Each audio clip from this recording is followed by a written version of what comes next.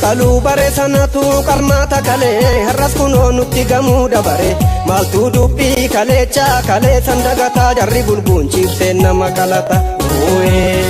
Jara kaluu bare sanatu qarmaata kalee har'as kunoo nutti gamuu dabare maaltu dubbii kaleecha kalee sandagataa jarri bulbuunchiifsee nama qalata.